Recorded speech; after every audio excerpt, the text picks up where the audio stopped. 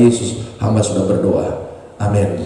Puji nama Tuhan. Mari kita akan membaca kebenaran firman Tuhan yang terdapat di dalam Lukas pasal yang ke-24. Kita akan bangkit berdiri dan kita akan membacanya secara bersama-sama. Lukas 24 ayat yang ke-36 sampai dengan yang ke-53.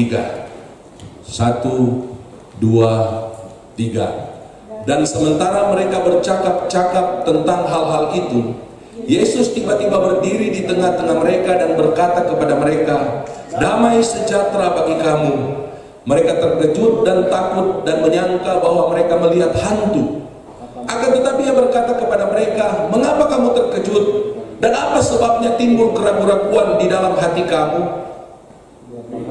Lihatlah tanganku dan kakiku, aku sendirilah ini. Rabalah aku dan lihatlah, karena hantu tidak ada daging dan tulangnya, seperti yang kamu lihat ada padaku."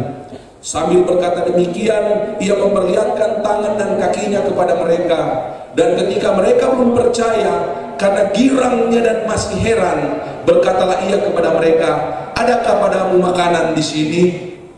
Lalu mereka memberikan kepadanya sepotong ikan goreng. Ia mengambilnya dan memakannya di depan mata mereka.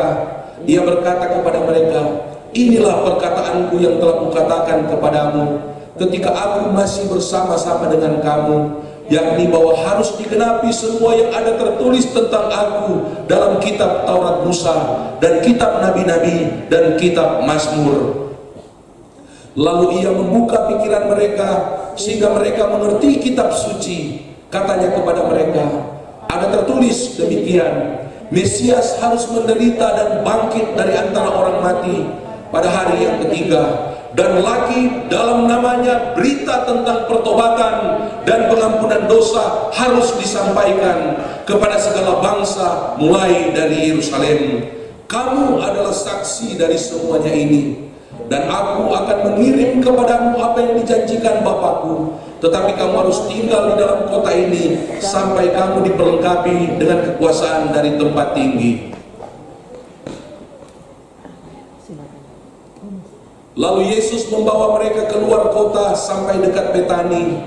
Di situ Ia mengangkat tangannya dan memberkati mereka. Dan ketika Ia sedang memberkati mereka, Ia berpisah dari mereka dan terangkat ke sorga. Mereka sujud menyembah kepadanya, lalu mereka pulang ke Yerusalem dengan sangat bersukacita. Mereka senantiasa berada di dalam bait Allah dan memuliakan Allah. Puji nama Tuhan. Silakan duduk. Haleluya.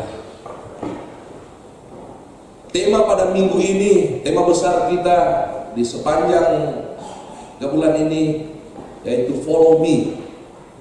Mari ikutlah aku dan kamu akan kujadikan penjala manusia. Diambil dari Matius pasal yang keempat ayat 19. Ini merupakan tema bulan misi. Jadi Gereja Sidang Jemaat Allah CBS Sentul City, kami menetapkan bulan Maret itu sebagai bulan misi. Mengapa ini? Walaupun setiap bulan, setiap hari kita harus membawa misi, harus menjadi saksi, harus menopang pelayanan-pelayanan. Jadi misi itu bukan hanya menginjil. Misi itu kita menolong orang-orang yang miskin, kita menolong panti asuhan, panti werda, kita menolong tetangga-tetangga kita yang berkekurangan. Itu adalah misi. Misi itu berarti tugas. Tugas kita adalah amanat agung. Amanat agung Tuhan Yesus bukan hanya memberitakan Injil, tetapi amanat agung Tuhan Yesus berarti memuridkan juga jemaat-jemaat. Amanat agung Tuhan Yesus berarti juga kita melayani sesama kita. Jadi gereja kita menetapkan bulan Maret sebagai bulan misi untuk mengingatkan kita bahwa hatinya Allah itu adalah hati misi. Allah datang ke dunia ini bukan hanya, tujuan utamanya bukan hanya untuk menyembuhkan orang yang sakit. Dia datang ke dunia ini bukan hanya untuk memulihkan rumah tangga yang tercerai-berai. Itu bukan tugas utama daripada Yesus Kristus. Dia bukan datang ke dunia ini agar supaya orang yang miskin menjadi kaya, orang yang putus asa memiliki pengharapan yang baru. Tetapi firman Tuhan berkata, Yesus sendiri berkata, "Aku datang agar supaya mereka yang terhilang dapat diselamatkan." Ini adalah pekerjaanku, ini adalah makananku yang utama dan harus kuselesaikan. Kita bisa lihat di dalam Yohanes pasal yang keempat, ketika murid-muridnya membawa makanan kepadanya. Guru, ini makanan. Dia katakan, makananku adalah melakukan kehendak Bapa di sorga. Apa kehendak Bapa di sorga? Yaitu bersaksi kepada wanita Samaria yang 4 kali gagal dalam rumah tangganya. Yang utama, dia memberitakan Injil, dia memberitakan kabar baik, sehingga ketika wanita Samaria itu percaya, dia bertobat. Kemudian Yesus mengutus dia untuk pergi ke Samaria memberitakan Injil, dan satu desa katanya percaya kepada Yesus karena penginjilan daripada wanita Samaria. Nah, tugas yang utama itu tidak boleh kita lupakan. Amin. Tidak boleh kita sibuk dengan kepentingan diri sendiri, hanya melayani alat-alat, hanya melayani sesuai dengan jabatan kita, tugas disjob kita, bukan hanya di gereja tetapi di marketplace, di tempat di mana kita bekerja. Tugas kita bukan hanya menempati jabatan itu, tugas kita bukan hanya menikmati fasilitas yang diberikan, tugas kita bukan hanya menghitung angka-angka, tugas kita bukan hanya mengatur orang demi orang, tetapi tugas utama kita ditempatkan di mana kita berada saat ini, agar supaya Injil Yesus Kristus boleh didengar oleh orang-orang yang ada di sekitar saudara. Minimal mereka melihat kehidupan kita adalah surat Kristus yang dapat dibaca oleh semua orang. Amin. Bahkan jangan heran, cara makan pegawai-pegawainya Salomo bisa membuat orang percaya kepada Allah Israel. Saudara lihat ketika Ratu Ethiopia pergi ke Israel, dia dikatakan bukan percaya karena dia dengarkan Salomo menginjil kepadanya, tetapi dia kagum kepada Allah Israel karena apa? Cara makan pegawai-pegawainya saja seperti ini. Ya. Dia nggak akan percaya kepada Yesus kalau dia ada di Tomohon, ya. Makan pakai kaki atau di Sunda, ya. Kalau orang Sunda kan kalian suka makan gitu. Masih bisa saya jongkok, iya kan. Untuk itu kalau kita lihat kan akademi militer, pejabat-pejabat ada sekolah. Sekolahnya apa? Itu bukan hanya di militer. Mau masuk putri Indonesia, nonik sulut. Saya tahu karena anak saya mengalami. Itu cara duduknya diatur. Nggak boleh kayak bapaknya kalau makan. Nggak boleh bungkuk mesti gini. Terus jangan mulut jangan di piring, sendok yang gini. Terus kalau ada pejabat yang manggil jangan gini, hanya gini. Itu diatur. Nah, itu Alkitabiah. Hanya dengan cara yang seperti ini, Ratu Ethiopia, Ratu Sheba katanya, kalau saudara baca di Alkitab kan, dia terheran-heran, terkagum-kagum. Ada orang yang seperti ini ya, yang penuh dengan etika. Karena di luar itu mencerminkan apa yang dalam hati kita. Amin. Artinya apa? Untuk kita memenangkan jiwa, kita bisa lakukan itu dengan segala aktivitas kita, kebiasaan-kebiasaan kita yang tentu sesuai dengan kehendak Tuhan, sesuai dengan firman Tuhan. Amin. Haleluya. Kalau sopan beretika itu kan apa? Semua agama mengajarkan hal itu kan. Ya, sekalipun di dalam kepercayaan kita dari dalam itu semua, bukan dari luar. Bukan karena takut dihukum, bukan karena takut nanti dicemooh, tetapi itu semua dari dalam. Kalau dari dalam hati kita itu Yesus yang menguasai, Roh Kudus yang menguasai hati kita, maka ada perkataan-perkataan yang berani kita ucapkan.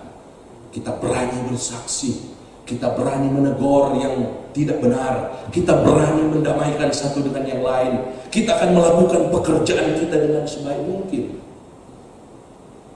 Saya sebenarnya sudah puluhan kali saya khotbah tentang Injil, misi, di catatan banyak. Tapi saya tahu bukan itu yang Tuhan kehendaki. Tuhan tahu saya harus meramu makanan yang terbaru, makanan yang paling bergizi, yang update, makanan yang dari Tuhan. Tuhan yang memberikan, saya harus menyampaikan itu. Untuk itu perlu beberapa hari untuk menyiapkan kebenaran ini. Sampai istri saya kaget tadi malam saya bangun dia, "Ma, tolong lihat dong, mau masukin ini di iPad. Apa? Jam berapa ini? Jam 1:30. Jam 1:30. Karena dari dalam hati kita ada kerinduan untuk mengasihi Tuhan, untuk mengasihi jemaat. Dan saya percaya itu yang akan terjadi jika dalam hati kita penuh dengan kasih Kristus, rasa syukur, rasa cinta kita kepada Tuhan. Kalau di dalam hati kita Roh Kudus berdiam, kalau di dalam hati kita Roh Kudus tinggal diam dan menguasai hati kita, maka kita akan berani untuk melayani, berani menolong, berani untuk bersaksi, bahkan bisa memberikan yang terbaik. Karena firman Tuhan berkata dalam Kolose 3 ayat 23, semua yang kita lakukan bukan hanya hal rohani, hal-hal yang sekuler, hal-hal yang materi, pekerjaan kita di kantor. Bisa seperti Pak Dokter, Dokter Krips Mese, ya. Haleluya. Pak Robert yang mengundang ke sini kan? Ini ketua rukun Kawanua Sentul, ya. Orang P tua-tua kali. Nah, di Sentul, ya. Pak Gembala, karena akan ke Sorong nanti malam untuk pelayanan sepanjang minggu, majelis pusat Pak Gembala. Jadi dia akan hadir jam 10. Karena itu sebentar dia akan langsung ke Sorong. Jadi dia sampaikan ke kita, ya. Jadi stafnya yang menggantikan doksologi. Ya. Kalau di hati kita ada Yesus, Roh Kudus, maka kita akan melakukan apa saja untuk Tuhan. Amin. Haleluya. Tema pada minggu ini, berani memberitakan Injil. Di sampingnya saya taruh gambar itu singa, ya. Saudara, ini Wahyu pasal yang kelima. Dia adalah Yesus Kristus, singa dari suku Yehuda. Ya. Kalau singa terkenal keberaniannya, ya. Tapi dia singa itu betul-betul menggambarkan bagaimana keberanian itu harus nyata dalam kehidupan orang percaya. Tidak ada takutnya. Kalau ular, manusia takut kan, tapi ular ada takutnya kali ya. Kalau dilihat banyak orang dia bisa takut gitu. Kalau singa enggak, dilihat banyak orang tambah semangat dia. Ya. Dan yang ular hanya dipakai kecerdikannya. Untuk Yesus katakan, cerdiklah seperti ular, tulus seperti merpati. Tapi jangan kita seperti ular, karena dia licik, cerdik. Dia kan, ya namanya nggak ada kaki ya, dia bisa apa? Dia masuk bisa kemana saja. Mengapa kita harus berani memberitakan Injil? Itu yang menjadi pertanyaan pada pagi hari ini.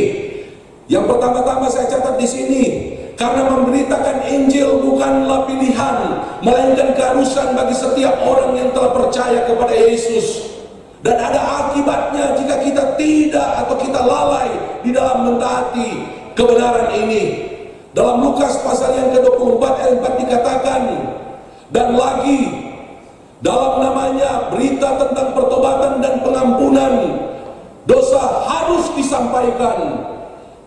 disampaikan kepada segala bangsa dari Yerusalem.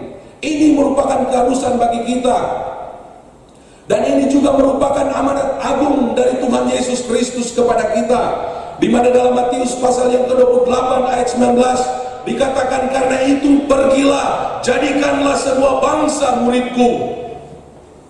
Ketika saya meneliti ayat-ayat ini, saya mendapatkan bahwa kata pergilah, jadikanlah semua bangsa muridku, atau ditulis dengan satu kata Yunani, mateteosate, dituliskan di dalam bentuk verb aorist, imperatif aktif. Hal ini berarti suatu perintah yang pernah disampaikan di waktu lampau, akan tetapi masih tetap berlaku sampai saat ini, dan waktunya akan datang yang harus ditaati oleh orang percaya.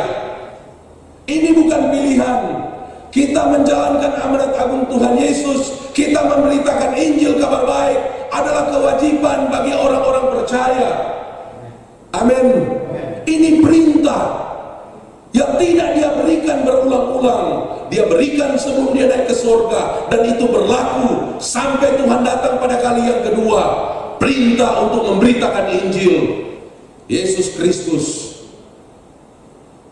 Oleh karena alasan inilah ayat 16 berkata, karena jika aku memberitakan Injil, aku tidak mempunyai alasan untuk memegahkan diri, sebab itu adalah keharusan bagiku. Apa yang dia katakan di bagian yang terakhir, kita baca bersama-sama, 2, 3. Celakalah aku jika aku tidak memberitakan Injil.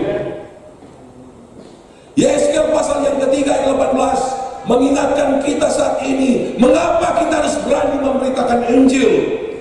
Karena itu adalah perintah Allah. Maka akan ada konsekuensi dari ketidaktaatan kita memberitakan Injil Yesus Kristus. Dalam ayat 18 dikatakan, kalau aku berfirman kepada orang jahat, engkau pasti dihukum mati.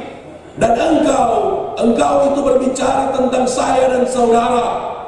Dan engkau tidak memperingatkan dia, atau tidak berkata apa-apa untuk memperingatkan orang jahat itu dari hidupnya yang jahat, supaya ia tetap hidup. Orang jahat itu akan mati dalam kesalahannya. Kita baca bersama-sama yang terakhir. Tetapi aku akan menuntut pertanggungan jawab atas nyawanya daripadamu. Wah, ini saudara, ini boleh saya katakan, ini kalau Nabi kan gitu. Nggak percaya kapak sudah tersedia, kata Yohanes Pembaptis. Dia nggak mungkin suaranya seperti gembala. Kalau gembala kan takut nanti tersakiti hati orang yang dengarkannya. Jadi dia harus seperti domba kan, dielus-elus. Sudah salah malahan kan, dia cuma putih sedikit deh. Putih tahu ya. Centil. Tapi kalau Nabi, ya, ketika Daud jatuh dalam dosa, dia katakan, kamulah orangnya. Ketika Herodes mengambil istri saudaranya, dia katakan, kamu orangnya. Dan saya percaya ada orang-orang yang punya karunia seperti ini dalam gereja. Dia tidak bisa menyembunyikan dosa. Dia tidak bisa berdiplomasi ketika dia melihat ada orang jatuh dalam dosa. Tetapi ada juga orang-orang yang di dalam gereja ini punya karunia menggembalakan. Karena kalau hanya karunia Nabi, ada yang tegur sakit hati, ya, kemudian tidak ada yang membasuh dia, tidak ada yang mengobati lukanya, maka kosong gereja ini. Untuk itu saya percaya di antara jemaat-jemaat ada yang punya karunia Nabi, punya karunia mengajar, punya karunia rasul, punya karunia menginjil, punya karunia menggembalakan. Lakukan itu, gembalakan. Tetapi saya merindukan juga supaya kita memiliki karunia, berbagai-bagai karunia yang dipadukan, supaya kita bukan hanya menegur seseorang, tetapi kita juga mengobati hatinya, memberitakan Injil kepada orang lain, kita mengajar dia juga, kita mengingatkan dia juga. Amin. Haleluya. Darahnya, nyawanya akan kuminta pertanggungjawaban kepadamu.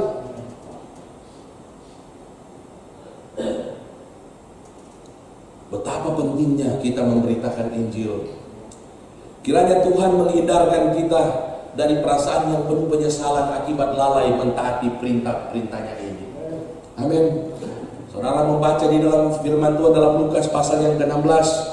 Dalam Lukas pasal yang ke-16 ini menceritakan tentang orang kaya dan Lazarus. Bagaimana orang kaya itu akhirnya mati dan dia akhirnya dibawa ke alam maut. Dan Lazarus mati, dia dibawa ke pangkuan Abraham. Dan ketika dia berada di alam maut, dia meminta kepada Abraham agar Abraham, tolonglah agar ada orang yang akan pergi ke rumah ayahku, rumah bapakku, agar supaya saudara-saudaraku yang 5 orang itu, mereka tidak mengalami hal yang sama seperti yang aku alami. Tolong agar ada orang yang bersaksi kepada mereka. Terlambat saudara. Kalau orang yang kita kasih mati di luar iman, dia masuk neraka. Terlambat. Akan ada penyesalan di dalam kehidupan kita orang-orang percaya. Kalau kita lalai memberitakan Injil kepada keluarga kita, lalai memberitakan Injil kepada orang-orang yang kita kenal. Karena ketika kita sampai, baik itu di neraka maupun itu di sorga, Abraham katakan tidak ada yang dapat menyeberangi, baik dari sorga menuju ke bumi maupun dari neraka maut menuju ke sorga, ke bumi. Tidak ada yang dapat. Kesempatan itu hanya ada ketika kita sama-sama tinggal di dunia ini. Untuk itu Abraham berkata, ada kesaksian Musa, 5 Taurat Musa, ada Injil di dunia. Untuk itu kita perlu memberitakan Injil itu kepada orang-orang yang belum percaya, saudara-saudara kita, karena hanya itu kesempatan untuk dia percaya dan diselamatkan dan masuk ke dalam surga. Amin. Haleluya. Itu alasan yang pertama. Karena memberitakan Injil itu perintah, dan kalau kita lalai akan ada akibatnya. Untuk itu kita harus berani memberitakan Injil. Kemudian yang kedua, karena Yesus telah mengaruniakan Roh Kudus kepada kita supaya kita dapat memberitakan Injil dengan berani. Lukas pasal yang ke-24 ayat 49. Dan aku akan mengirim kepadamu apa yang dijanjikan Bapakku. Dan saya percaya apa yang terjadi di Yerusalem di pasal yang kedua, Kisah Para Rasul pasal yang kedua, menceritakan bagaimana ketika tiba hari Pentakosta, ketika murid-murid berkumpul, 120 orang murid berkumpul di Yerusalem. Maka dikatakan ayat 4, maka penuhlah mereka dengan Roh Kudus, dan mereka mulai berkata-kata dalam bahasa-bahasa lain seperti yang diberikan oleh Roh itu kepada mereka untuk mengatakannya. Dan Alkitab mencatat, setelah Kisah Para Rasul pasal yang kedua, setelah dibaptis Roh Kudus, rasul-rasul dan jemaat-jemaat di Yerusalem semakin berani memberitakan Injil. Dalam ayat yang ke-38, Petrus, dia yang tadinya menyangkal Yesus 3 kali, ketika dibaptis Roh Kudus, dipenuhi Roh Kudus, dia bisa berkhotbah dan dia berkata kepada ribuan orang di hadapannya, bertobatlah dan hendaklah kamu masing-masing memberi dirimu dibaptis dalam nama Yesus Kristus untuk pengampunan dosa, maka kamu akan menerima karunia Roh Kudus. Dan apa yang terjadi? Firman Tuhan mencatat 3.000 orang percaya karena dengarkan khotbah yang berapi-api yang digerakkan oleh Roh Kudus. Amin. Bahkan kalau kita melihat juga ini Filipus, dia seorang jemaat, tetapi karena dia memiliki kapasitas, dia memiliki karakter yang luar biasa, dan dia sudah dibaptis juga oleh Roh Kudus dalam kitab Kisah Para Rasul pasal yang kedua. Akhirnya dia memiliki keberanian dari seorang jemaat. Dia memberitakan Injil kepada sinda-sinda dari Ethiopia, pejabat tinggi negara Ethiopia. Kalau sekarang mungkin Sri Mulyani, itu akan diinjili oleh Bapak Robert kalau mata. Ada jemaat kita di Departemen Keuangan, dia menjadi saksi. Kadang di dalam rapat-rapat dengan dirjen, ada menteri, dia menyampaikan ide-ide. Dia bukan seorang dirjen, bukan seorang eselon 1-2, tapi dia menyampaikan kebenaran-kebenaran. Ya, Bapak Siregar. Dan saya percaya, sekalipun kita hanya jemaat biasa, diaken, tapi kita bisa dipakai oleh Tuhan seperti Filipus. Dia menginjil, dia membaptis menteri dari Ethiopia. Amin. Murid-murid diurapi Roh Kudus dan mereka berani. Bahkan kalau kita membaca di dalam ayat yang ke-31, dan ketika mereka sedang berdoa, goyanglah tempat mereka berkumpul itu, dan mereka semua penuh dengan Roh Kudus, lalu memberitakan firman Allah dengan berani. Pasal 2 diurapi Roh Kudus, pasal 3 rasul-rasul memberitakan Injil, pasal 4 jemaat-jemaat memberitakan Injil dengan penuh keberanian. Sehingga sekalipun terjadi penganiayaan di Yerusalem pada abad yang pertama, tetapi dalam ayat Kisah Para Rasul 8 ayat yang pertama, sekalipun mereka dianiaya dengan hebat, tetapi dalam ayat yang keempat, mereka yang dianiaya itu, mereka tersebar menjelajah seluruh negeri itu sambil memberitakan Injil. Luar biasa. Ini jemaat-jemaat. Rasul-rasul dikatakan diam di Yerusalem. Mereka mengatur organisasi, mengatur gereja. Dan murid-murid yang pergi memberitakan Injil, jemaat-jemaat pergi tersebar ke seluruh Israel dan memberitakan Injil. Mereka tetap memberitakan Injil dengan berani karena mereka semua telah dibaptis oleh Roh Kudus. Bagaimana dengan kita jemaat Tuhan di abad milenial ini, abad 21 ini? Haleluya. Tentu harapan kami hamba-hamba Tuhan, bagi kita yang telah dibaptis oleh Roh Kudus, marilah kita terus memberitakan Injil kepada jiwa-jiwa yang terhilang. Amin. Sebab Allah memberikan kepada kita bukan roh ketakutan, melainkan roh yang membangkitkan kekuatan, kasih, dan ketertiban. Amin. Kata ketakutan ini, Delias ini pemalu. Orang yang diurapi oleh Roh Kudus tidak lagi pemalu. Karena apa? Orang pemalu, kalau anak Tuhan itu bukan lagi orang yang pemalu, karena kita memiliki sorga. Karena kalau kita mati, kita pasti masuk sorga. Kita adalah anak raja. Amin. Untuk itu kita tidak perlu malu, sekalipun mungkin rumah kita hanya 2 kali 3 meter. Itu 2 kali 3 meter. Peti mati ya. Ada yang lebih kecil dari peti mati. Coba saudara lihat search di YouTube ya. Ada satu rumah di luar negeri, rumahnya itu lebarnya hanya 1,5 meter ya, dan orang bisa tinggal di rumah 1,5 meter. Syukur punya rumah. Yesus tidak punya tempat untuk meletakkan kepalanya. Tetapi apakah dia malu? Apakah dia malu kalau dia hanya mungkin naik sepeda pergi pelayanan? Yesus jalan kaki, ya. Apa dia malu?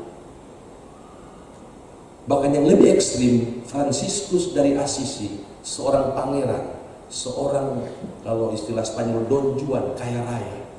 Dia lebih ekstrim dan radikal. Dia mau seperti Yesus. Dia jual seluruh kekayaannya, dia bagi-bagi kepada orang miskin. Kemudian dia melayani sebagai orang miskin, tetapi yang mencari jiwa-jiwa yang terhilang. Beberapa ratus tahun yang lalu gereja Katolik mengangkat dia menjadi santo, Fransiskus dari Assisi. Karena udah menyadari kebenaran firman Tuhan ini.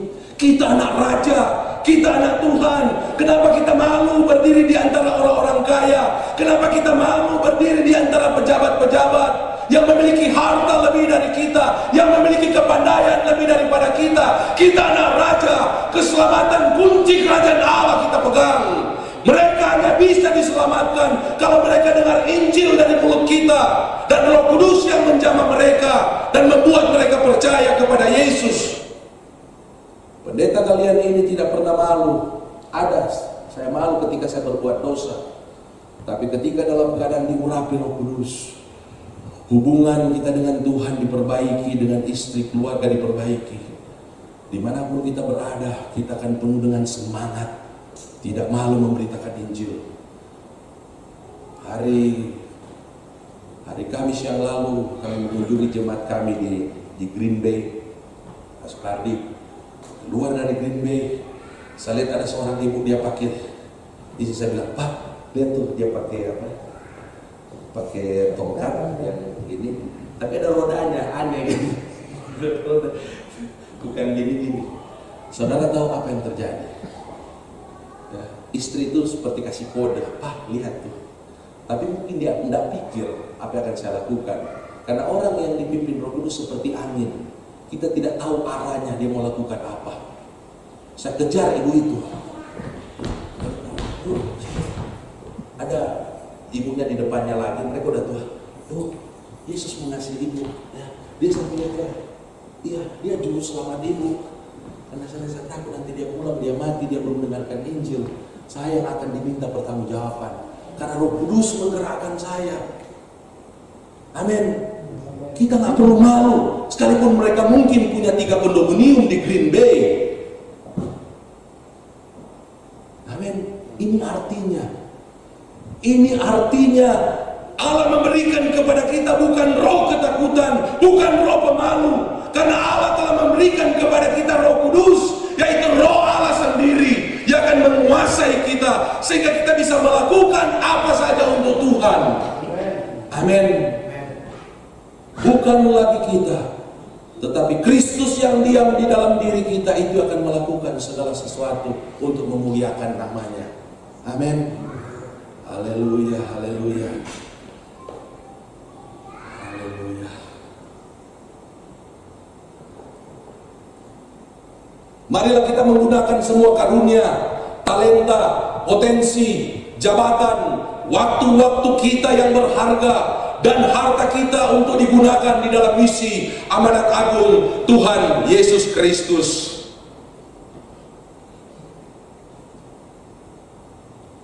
Dalam Lukas pasal yang ke-11 ayat 9, Yesus sendiri berkata, mintalah maka akan kuberikan. Kita berikan waktu berdoa agar orang-orang yang belum percaya diselamatkan. Yesus berkata, minta maka akan diberikan. Amin. Kita dapat berdoa dengan sungguh-sungguh untuk keselamatan jiwa-jiwa yang terhilang. Haleluya. Atau kita bisa seperti Cornelius yang mengusahakan keselamatan seisi rumahnya, termasuk sanak saudara dan sahabat-sahabatnya. Tahu cerita Cornelius ya? Perwira Romawi ya. Apakah yang dilakukan oleh Cornelius? Sehingga bukan hanya dia yang diselamatkan, akan tetapi seisi rumahnya, sanak saudaranya, bahkan sahabat-sahabat semuanya diselamatkan. Mari kita melihat. Yang pertama-tama dia lakukan, dia banyak memberi sedekah dan waktu untuk mendoakan keselamatan semua saudara dan sahabatnya. Itu terdapat di dalam pasal yang ke-10 ayat yang kedua, Kisah Para Rasul pasal 10 ayat yang kedua. Takut akan Tuhan, memberi banyak sedekah kepada umat Yahudi dan senantiasa berdoa kepada Allah. Amin. Kemudian yang kedua yang dia lakukan, dia memberi waktu untuk mengundang sanak saudara dan sahabat-sahabatnya untuk datang mendengarkan berita Injil. Itu yang dilakukan oleh Cornelius dalam ayat yang ke-24b. Cornelius sedang menantikan mereka dan ia mengundang, ia memanggil. Ya, kalau saudara mungkin kurang berani memberitakan Injil kepada orang tua, kepada teman, ya tetangga, undang saja. Datang ke rumahku ada oikos. Datang ke rumahku ada ibadah syukur. Nah, biasanya orang-orang yang tidak seiman, kalau ada ibadah syukur, itu mereka suka datang, karena mereka nggak akan dicap datang ke gereja. Ya, itu jadi sarana. Orang Israel setahun 3 kali ibadah syukur, paling kurang bisa 4, bisa 5. Tapi kalah sama orang Manado. Orang Manado setahun tiap bulan ibadah syukur. Memang sih baik sekali itu apa. Kalau itu dilakukan di Jakarta, di Bogor, itu akan menjadi sarana supaya orang yang kita undang akan dengarkan berita Injil. Untuk itu, saya sebagai hamba Tuhan kalau datang kepada ibadah-ibadah syukur, ya memang di gereja juga kita harus menjaga mulut kita. Ya, kita nggak bisa munafik. Integritas itu kita khotbah yang benar di gereja, di luar juga kita khotbah yang benar. Kita harus memberitakan firman Tuhan. Karena ada orang-orang yang mendengarkannya. Kalau tidak tetangga-tetangga, paling tidak asisten rumah tangga yang muslim dia dengar. Di bawah juga ada mungkin hampir ada 5-6 orang asisten rumah tangga yang muslim. Mereka dengar khotbah dari situ. Firman Tuhan berkata itu mendengarkan lebih baik daripada korban bakaran, korban persembahan. Untuk itu buatlah ibadah syukur, undanglah teman-teman, undanglah sahabat-sahabat, dan biar mereka mendengarkan firman Tuhan. Amin. Haleluya. Selesai ibadah, Pak Simpson, ada mau ibadah syukur ulang tahun ya. Kemarin kita ibadah syukur ulang tahun Pendeta Naftali dan anaknya, ulang tahun pernikahan dan ulang tahun kelahiran anaknya. Dan luar biasa.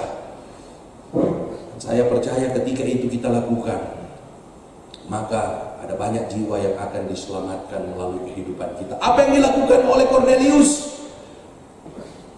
Dia juga menggunakan rumahnya. Dia memakai rumahnya sebagai sarana untuk jiwa-jiwa dapat mendengarkan firman Tuhan atau Injil keselamatan. Saya sampaikan tadi. Dan semua usaha jerih payah saudara dan saya tidak akan pernah sia-sia. Amin. Firman Tuhan berkata di dalam kitab Kisah Para Rasul pasal yang ke-10 ayat 44, ketika Petrus sedang berkata-kata tentang Injil, turunlah Roh Kudus ke atas semua orang yang mendengarkan pemberitaan itu, sebab mereka mendengar orang-orang itu berkata-kata dalam bahasa roh dan memuliakan Allah. Dan seterusnya. Kemudian ayat yang ke-48, lalu ia menyuruh mereka dibaptis dalam nama Yesus Kristus. Semuanya akhirnya percaya, semuanya akhirnya selamat. Semua jerih payah kita tidak akan sia-sia. Amin. Haleluya, haleluya. Kita juga dapat menggunakan kekayaan kita. Kita dapat memakai kekayaan kita untuk memenangkan jiwa bagi Yesus, seperti yang dilakukan oleh Yohana. Kalau kita membaca dalam Lukas pasal yang ke-8 ayat yang ke-3, Yohana, istri Kusa bendara Herodes, Susana, dan banyak wanita-wanita lain, mereka melayani rombongan Yesus dengan kekayaan mereka. Kita bisa terapkan pada saat ini. Dalam gereja ada perempuan-perempuan yang akan melayani gereja Tuhan dengan kekayaan mereka. Mungkin mereka tidak memberitakan Injil, tetapi ini kan lagi keren emak-emak sekarang ya, ya. Gembala bilang suami adalah kepala, tapi istri adalah leher. Kepala kalau tidak ada leher, jadi leher yang setir. Pak, ini, Pak, ini, ya, itu istilah daripada gembala. Gak ada di Alkitab leher ya. Tapi istri adalah penolong katanya. Karena istri biasanya dia lebih banyak dan gampang menyimpan perkara-perkara yang terjadi, dan dia ingatkan itu kepada suaminya. Pak, kamu pernah berjanji loh. Pak, kamu sekolah Alkitab loh, harus menginjil. Pak, harus lakukan ini dan itu, ya. Dan luar biasa, ternyata wanita-wanita, perempuan-perempuan di atas ini yang dipakai oleh Tuhan, sehingga misi Tuhan Yesus sampai di Golgota itu terlaksana dengan cepat. 3,5 tahun dia melayani. Itu karena diongkosi oleh perempuan-perempuan. Amin. Seperti Maria, bagaimana dalam Yohanes pasal yang ke-12, dia mempersembahkan minyak narwastu murni yang setengah kati, yang harganya itu seperti upah harian seorang di Israel, seharga 300 dinar. Dia persembahkan itu untuk Tuhan. Bahkan seperti seorang yang tidak dicatat namanya, dia memberikan keledai, ya, bukan kedelai, ya. Keledai, ya. Keledai, dia memberikan keledainya, ditumpangi oleh Tuhan. Haleluya. Kita bisa pakai mobil kita untuk mengantar jemput jemaat. Kita bisa mengantar tetangga kita yang tidak punya kendaraan ke rumah sakit. Kita bisa antar jemaat kita, tetangga-tetangga kita yang akan beribadah di masjid, tidak punya kendaraan, hujan deras, antar saja dia. Nanti kalau kita antar, di dalam dia bersyukur, dia katakan apa? Terima kasih Isa Al-Masih, engkau yang menggerakkan muridmu untuk menolongku. Amin. Keledai. Ya, nggak ada yang punya keledai ya, tapi punya mobil, punya motor.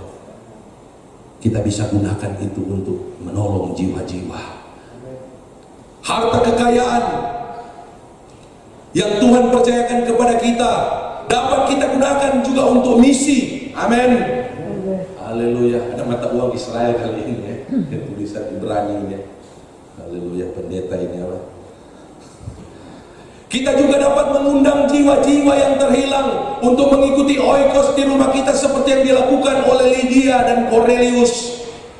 Lydia ini kalau saudara membaca dalam Kisah Para Rasul pasal yang ke-16, setelah dia percaya, dia dibaptis, dia akhirnya menggunakan rumahnya untuk tempat mereka sharing firman Tuhan. Dia mengundang orang-orang untuk datang ke rumahnya. Kemudian kita juga bisa bersaksi seperti anak muda di dalam Kisah Panglima Naaman dalam 2 Raja-Raja 5 ayat yang ketiga. Oleh karena kesaksian wanita ini, Naaman Panglima Raja Aram bertobat dan percaya kepada Yesus. Yang ketiga, mengapa kita harus memberitakan Injil? Yang ketiga, karena jiwa-jiwa yang belum percaya kepada Yesus telah Yesus janjikan atau firman Allah janjikan akan dia buat percaya dan beroleh keselamatan. Artinya apa? Tanpa bantuan manusia pun, Yesus sudah berjanji mereka akan selamat. Karena Tuhan setia dengan janji firman Tuhan. Tapi kembali lagi kepada kita orang percaya, Tuhan menyelamatkan kita bukan dengan tidak ada tujuan. Dia menyelamatkan kita agar supaya kita yang telah beroleh keselamatan, kita bisa melihat juga orang-orang yang perlu diselamatkan tanpa harus disuruh. Karena itulah ucapan syukur kita kepada Tuhan dengan kita menyelamatkan jiwa-jiwa yang terhilang, menolong mereka yang terhilang. Amin.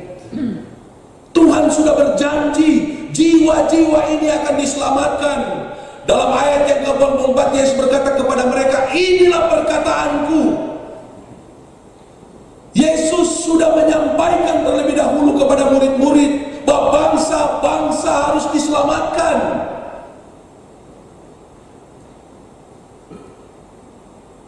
Dalam ayat yang ke-45 ia membuka pikiran murid-murid sehingga mereka mengerti kitab suci. Dan setelah dia membuka pikiran mereka, barulah mereka mengerti akan kitab suci. Demikian juga dengan kita. Marilah kita berdoa agar supaya Roh Kudus akan menolong kita untuk mengetahui dan mengerti akan firman Tuhan. Karena firman Tuhan itu pelita bagi kaki kita, terang bagi jalan kita, akan membuka pikiran kita. Kita minta kepada Roh Kudus buat saya mengerti firman Tuhan, apa maksud Tuhan. Dan kita akan tahu bahwa jiwa-jiwa yang terhilang itu Tuhan sudah janjikan agar supaya mereka satu kali kelak akan percaya kepada Yesus.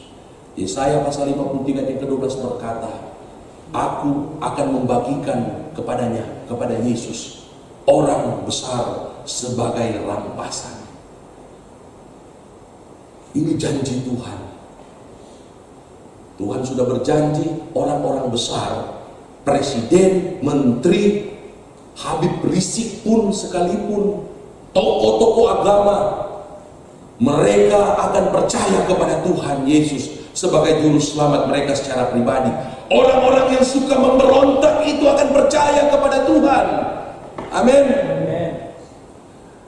Dalam Yesaya pasal yang ke-60 juga Tuhan juga berjanji keturunan daripada Ismail, keturunan Nebayot dan Kedar, mereka juga akan percaya kepada Tuhan Yesus. Itu saudara-saudara tiri kita, ya, sudah dijanjikan mereka akan percaya. Kemudian kalau kita melihat seterusnya dalam Mazmur pasal yang kedua yang ke-8, ketika kita berdoa, minta, maka bangsa-bangsa akan kuberikan kepadamu.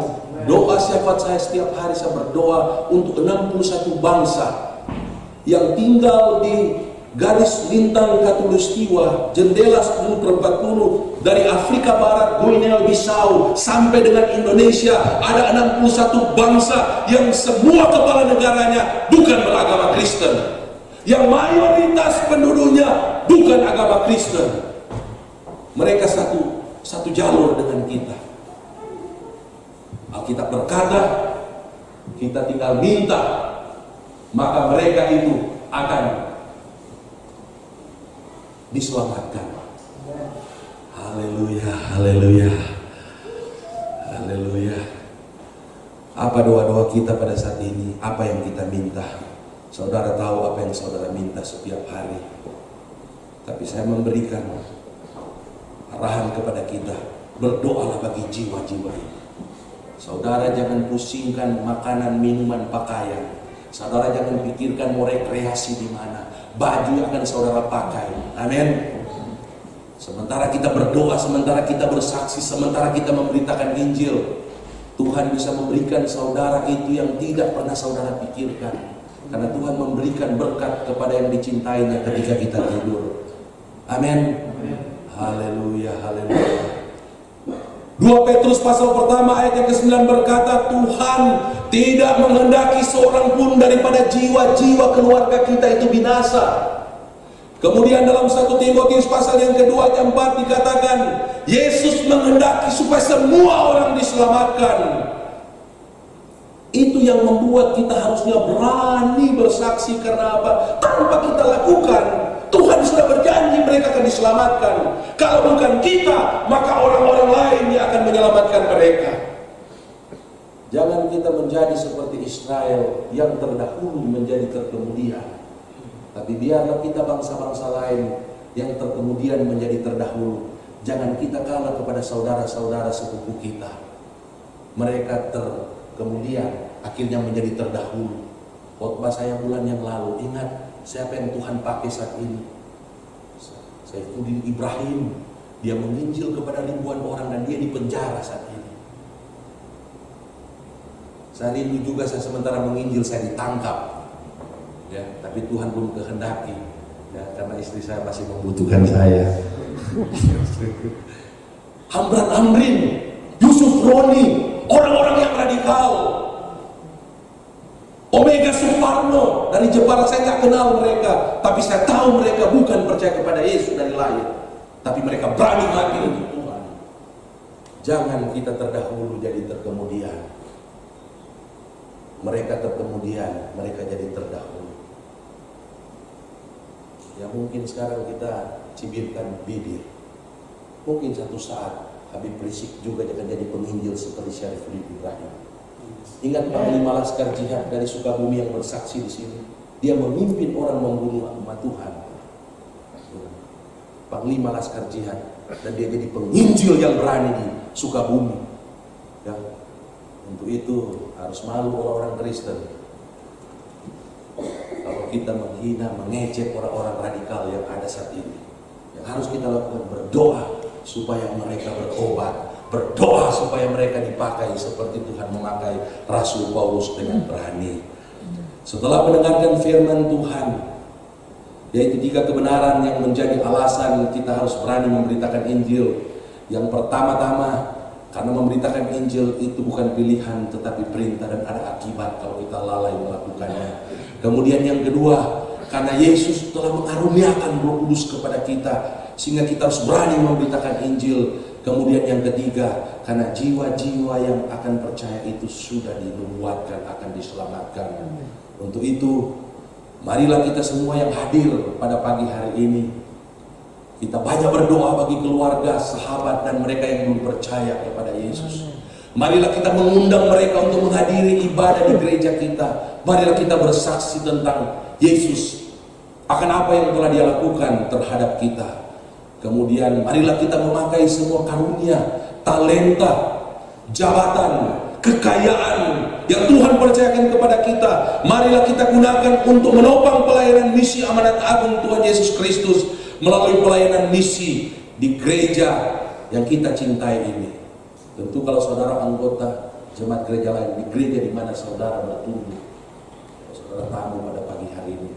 Tapi kalau kita berkomitmen, aku mau bertumbuh di tempat ini, pertumbuhan rohani yang nyata itu ketika kita mendukung pelayanan misi. Amin. Dan saya percaya 1 Korintus 15 ayat 58 akan digenapi dalam hidup dan kehidupan Bapak Ibu Saudara sekalian yang hadir pada pagi hari ini. Kita baca bersama-sama. 2, 3. Karena itu saudara-saudaraku yang kekasih, berdirilah teguh, jangan goyah, dan giatlah selalu dalam pekerjaan Tuhan. Sebab kamu tahu bahwa dalam persekutuan dengan Tuhan, jerih payahmu tidak akan sia-sia. Saya akan akhiri khotbah.